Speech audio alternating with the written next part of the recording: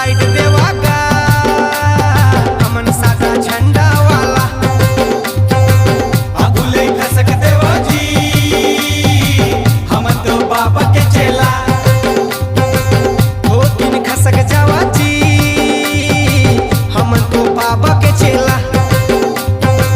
हमला साइड देवा गा हमन साधा झंडा वाला